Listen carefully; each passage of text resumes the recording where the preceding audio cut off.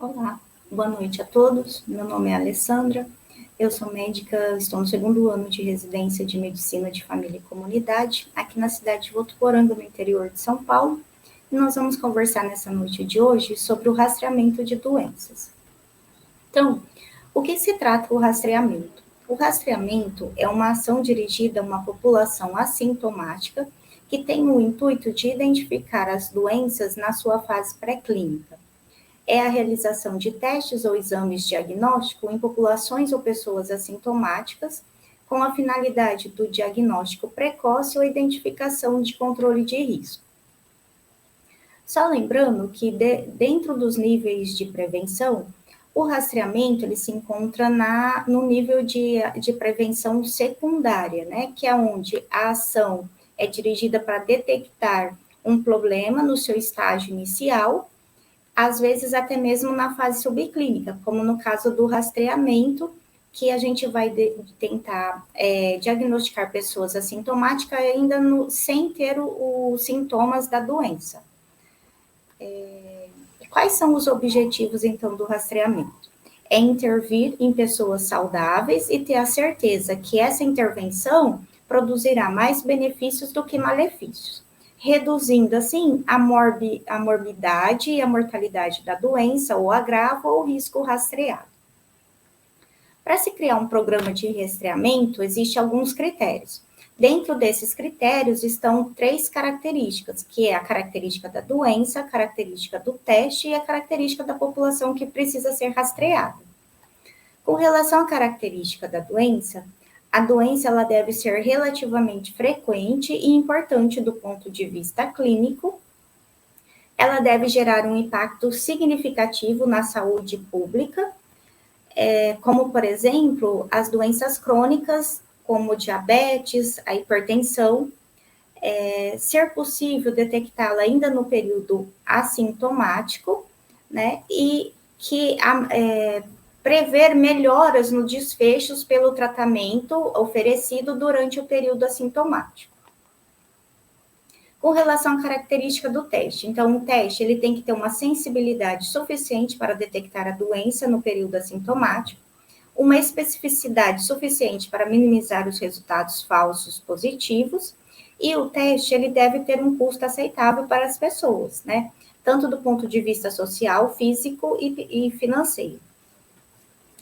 Com relação à característica da população rastreada, ela deve ter a doença deve ter uma prevalência suficientemente alta que justifique o rastreio. O cuidado médico tem que ser acessível, né? Não adianta você fazer o rastreio se depois a pessoa não vai poder passar pelo médico. E as pessoas terem disposição, né? Estar disposta a aderir à sequência de investigação e até mesmo de realizar o tratamento.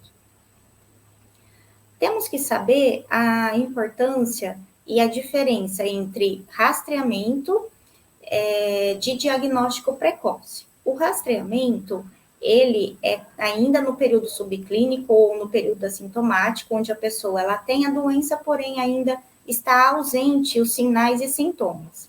Já o diagnóstico precoce é quando a pessoa ela está doente e já está com a sintomatologia, né? Um sinal ou um sintoma referente a essa doença. Então, tem 2 tipos de rastreio. O rastreio que nós chamamos organizado, que geralmente é os programas que é proposto pelo governo federal, né, através do Ministério da Saúde, como, por exemplo, Novembro Azul, Outubro Rosa, e as campanhas de Papa Nicolau, coleta de Papa Nicolau, por exemplo. E existe o rastreamento que nós chamamos de oportunístico, que é aquele quando nós podemos realizar no consultório, quando o paciente vem por uma outra queixa, uma cefaleia, uma dor lombar, e nós aproveitamos esse momento para rastrear, como, por exemplo, se o paciente é tabagista, se o paciente fuma, se ele bebe, né, se é um etilista. Então, a gente aproveita na consulta para fazer esse tipo de rastreamento. Existem 4 etapas importantes dentro de um programa de rastreamento, que são o acesso, a agilidade, melhores evidências e a informação.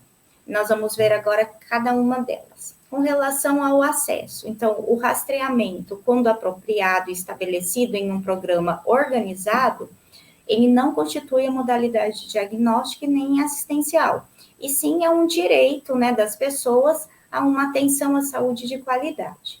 Isso significa que ele não precisa da requisição de um profissional médico para a realização do teste ou procedimento de rastreio. A agilidade. Então, o participante, ele não precisa entrar na rotina assistencial do serviço, né, de atendimento à saúde, para a realização do rastreamento, e nem para o recebimento do resultado, a não ser que for necessário. É como equivalente ao usuário que vem até a unidade para se vacinar. As melhores evidências. Então, o rastreamento, enquanto um programa, ele deve ser oferecido à população somente quando comprovado que seus benefícios superam amplamente os riscos e danos, e dessa forma, permitindo a detecção precoce e o tratamento de determinadas doenças. E a informação. A informação, o participante, ele deve receber as orientações quanto ao significado, riscos e benefícios do rastreamento, bem como sobre as suas peculiaridades e rotinas do programa e dos procedimentos. Então, como que é essa questão dos programas de rastreamento no Brasil? Em 2010, foi publicado o primeiro caderno de atenção primária sobre o rastreamento com as indicações do Ministério da Saúde. No Brasil, não há nenhum programa propriamente organizado de rastreamento em pleno vigor. Os mais organizados em construção atualmente são o teste do pezinho e de câncer de colo uterino, que estão na etapa 3 de organização de um programa de rastreamento. Os demais rastreamentos, eles se encontram nas etapas 1 e 2 ainda. Como fica, de acordo com o Ministério da Saúde, o rastreamento em adultos? Nos adultos, nós podemos fazer o rastreamento do risco cardiovascular, da dislipidemia, hipertensão e diabetes, das doenças, né, sexualmente transmissíveis, do tabagismo, etilismo, da obesidade e de alguns tipos de câncer. Então, o rastreamento do risco cardiovascular, nós sabemos que as doenças cardiovasculares, elas são uma das principais causas de mortalidade, não só no Brasil, como mundial. E é importante utilizar estratégias para estimar esse risco cardiovascular com a maior precisão possível. Para isso, nós utilizamos as calculadoras, como o Score de Framingham, a escala de risco global ou o Q-RISC. Essas escalas, elas avaliam e incluem alguns fatores de riscos. Quais são eles? A idade, o gênero, se o paciente é tabagista, se ele tem hipertensão, se ele tem dislipidemia, avaliando que nem no caso aqui, o HDL e o colesterol total. De acordo com os fatores de risco, as pessoas elas podem ser classificadas como alto risco cardiovascular, baixo risco ou risco intermediário. As pessoas são considerados fatores de baixo risco intermediários os tabagistas que têm hipertensão, obesidade, sedentarismo, o sexo masculino, idade maior de 65 anos, ou quando apresentam história familiar nos homens menos de 55 anos e as mulheres menos de 65 anos com algum evento cardiovascular prévio. E são considerados de alto risco aqueles que já sofreram, né, um acidente vascular cerebral, um infarto agudo do miocárdio, que possuem diabetes, lesões em órgãos-alvos, como, por exemplo, um ataque isquêmico transitório, que já tiveram uma nefropatia, que possui hipertrofia de ventrículo esquerdo, retinopatia, aneurisma de aorta abdominal e até mesmo estenose de carótida sintomática. Com relação ao rastreamento da hipertensão arterial sistêmica. Então, está indicado em todos os adultos a partir dos 18 anos, por meio da medição da pressão arterial ambulatorial. De 18 a 39 anos, com pressão normal e sem fatores de risco, está aconselhado o rastreio a cada 3 a 5 anos. E naqueles maiores de 40 anos, ou com fatores de risco, tais como o sobrepeso ou obesidade, indivíduos de raça negra, realizar o rastreio anualmente. Com relação ao rastreamento da dislipidemia.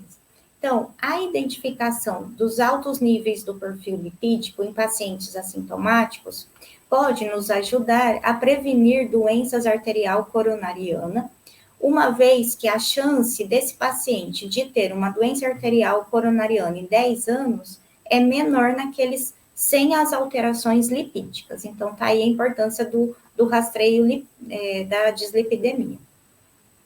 E como é preconizado isso pelo Ministério? É fazer um rastreio basal nos indivíduos de 18 a 20 anos que tem como fator de risco a hipercolesterolemia familiar. E fazer o rastreio em homens a partir dos 35 anos, nas mulheres a partir dos 45 anos, e esse rastreamento deve ser feito através do lipidograma anualmente. Com relação ao rastreamento do diabetes mellitus, está preconizado em adultos assintomáticos a partir dos 45 anos, com sobrepeso e obesidade, mais um fator de risco. Quais seriam esses fatores de risco? A presença de hipertensão arterial, do HDL menor de 35, triglicerídeos maior de 250, sedentarismo, com história familiar de diabetes, até mesmo diabetes gestacional. E como é feito esse rastreamento? Realizar a dosagem da glicemia de jejum de 8 horas e o rastreamento deve ser anual.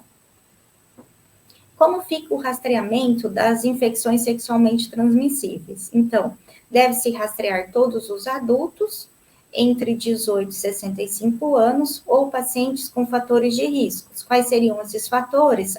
Os pacientes que fazem uso de drogas injetáveis, homens que fazem sexo com homens, pessoas com HIV, parceiros sexuais positivos. Pelo menos uma vez na vida, de preferência anualmente. E quais são esses testes que estão disponíveis para o rastreamento segundo o Ministério?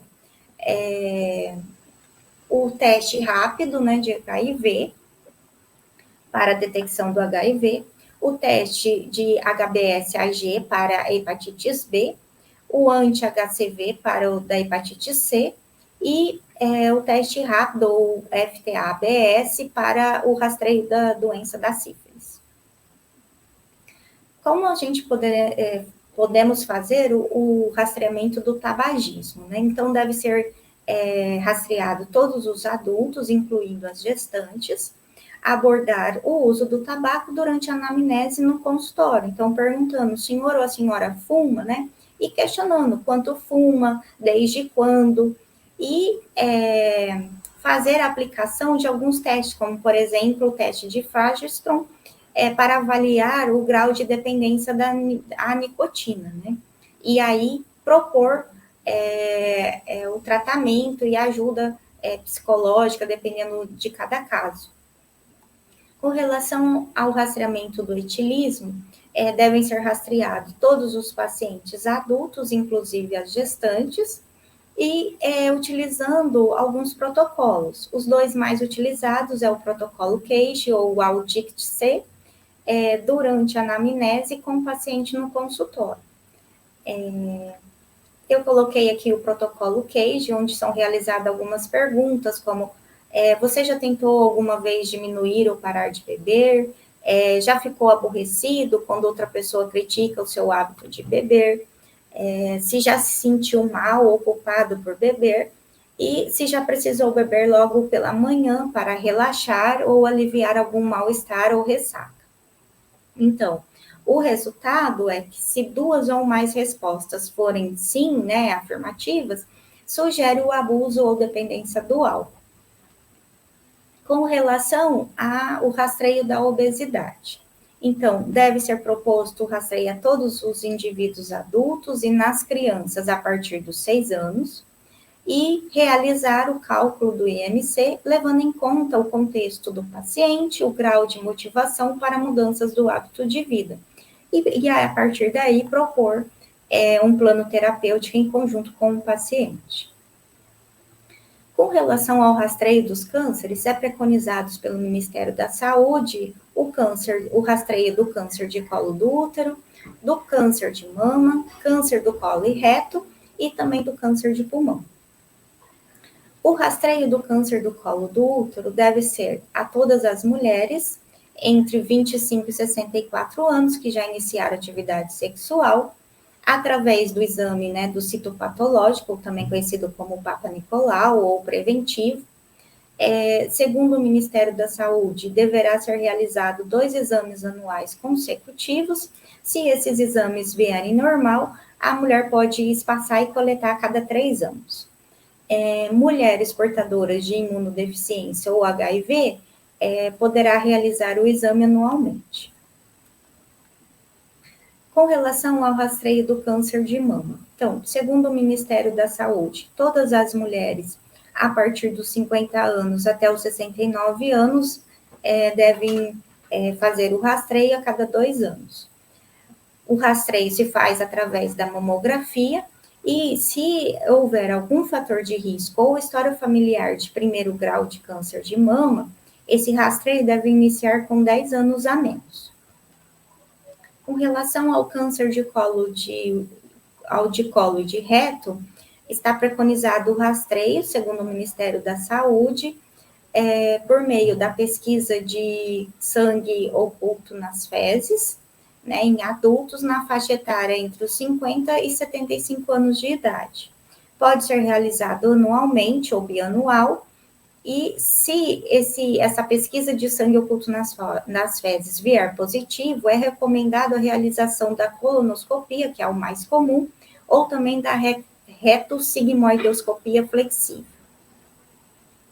Com relação ao rastreio do câncer de pulmão, deve ser feito em todos os pacientes entre 50 e 80 anos, porém, que tenha essa condição, seja uma carga tabágica de pelo menos 20 maços de cigarros por ano, ou que tenham parado de fumar atualmente ou há menos de 15 anos. E deverá ser realizado o rastreio através de uma tomografia de tórax com baixo contraste, e esse rastreio deve ser anual. Quais são os rastreamentos de câncer que não são recomendados pelo Ministério? O câncer de próstata, para pacientes assintomáticos, câncer de pele e boca, sem lesões sugestivas de câncer, porque eles têm baixa evidência científica. Estudos não apontaram evidências que o rastreamento afete a morbimortalidade desses pacientes. Como, por exemplo, ainda dando continuidade ao câncer de próstata, a gente sabe que a dosagem sérica do PSA tem limitações de uso, porém pode ser feita anualmente e, segundo a fonte, o INCA, né, que é o Instituto Nacional de Câncer, sabe-se que 67% dos homens que farão biópsias desnecessariamente, tendo um PSA alterado, e uns 20% terão câncer de próstata com o PSA normal. Por isso, tem muita baixa evidência e não é recomendado fazer. Já segundo a Sociedade Brasileira de Urologia, está recomendado a realizar um PSA anual. Os homens na faixa etária de 45 a 50 anos com fator de risco, como, por exemplo, os homens de raça negra e com história familiar de câncer de próstata, e o PSA anualmente está recomendado para os homens de 55 a 74 anos. Já o rastreamento em crianças. Então, nós temos o que é um dos mais, que está mais avançados, né, no Brasil, como eu já disse anteriormente, que é o teste do pezinho. O teste do pezinho, ele deve ser feito entre o 3º e o 5º dia de vida, né, desse bebê.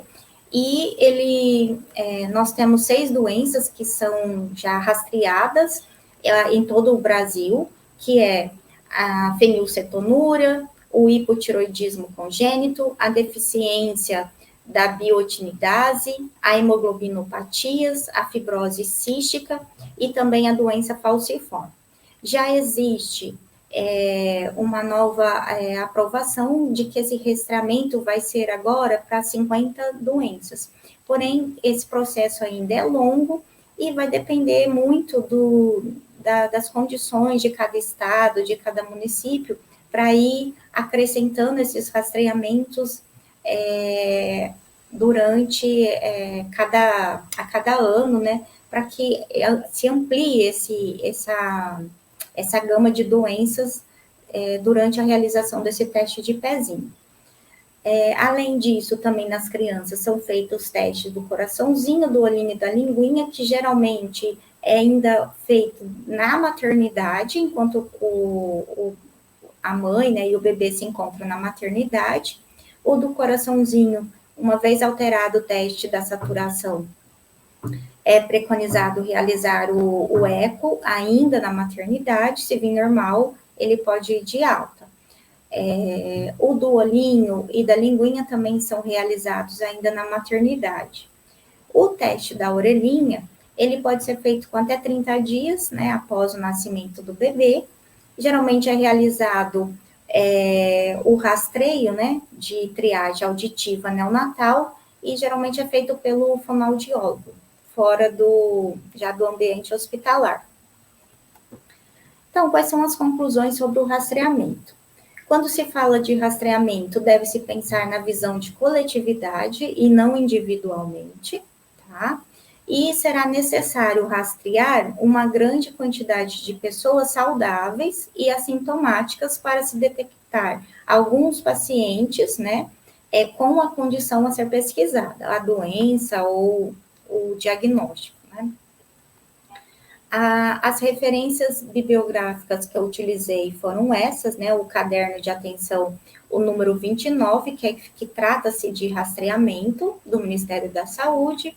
Utilizei também o Tratado de Medicina de Família e Comunidade do Gustavo Guzzo e dos seus colaboradores. Eu agradeço a atenção de todas e até a próxima aula.